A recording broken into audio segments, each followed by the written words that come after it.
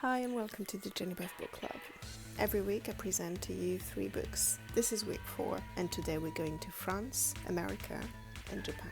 First book I want to show to you today is an iconic book from the 90s. It's called Superstar by Anne Scott.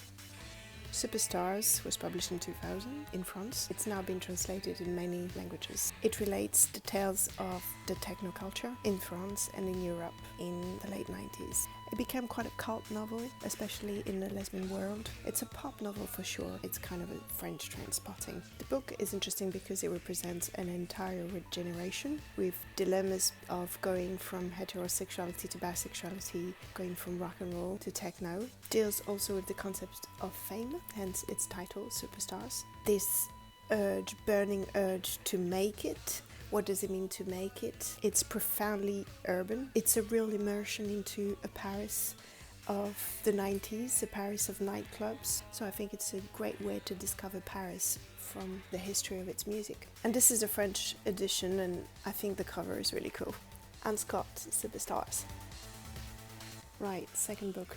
From an American writer who I was massively into when I was a teenager. His name is John Fante. The book is As the Dusk.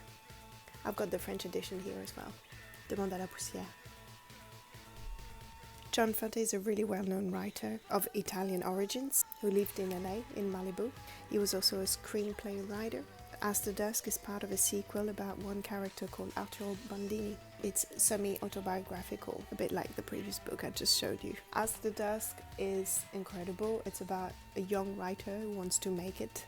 Another similarity with the first book. In the 30s in LA.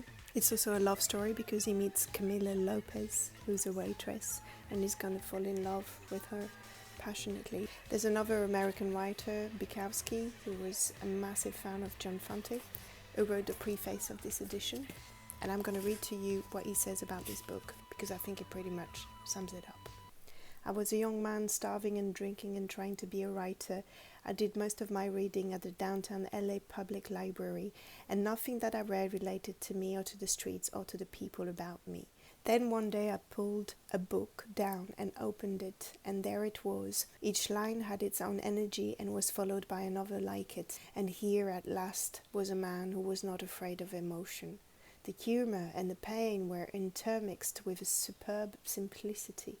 The beginning of that book was a wild and enormous miracle to me. The book was Ask the Dust, and the author was John Fante.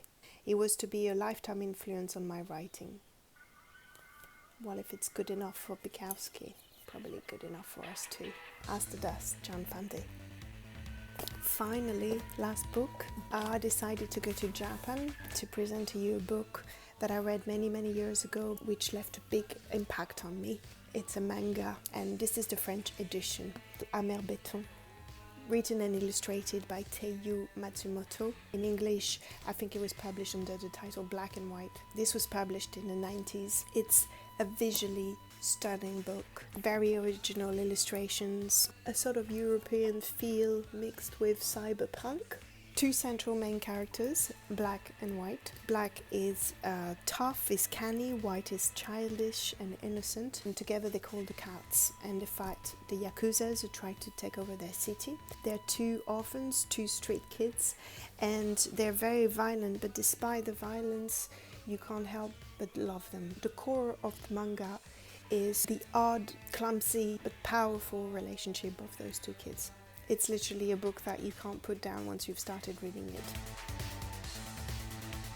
That's it. Thank you so much for following the Jehnny Beth Book Club. This was week 4. I hope you enjoyed the suggestions I had. I'll see you next week. In the meantime, today we've opened tickets for my LA show in September, so I hope to see you there if you can make it.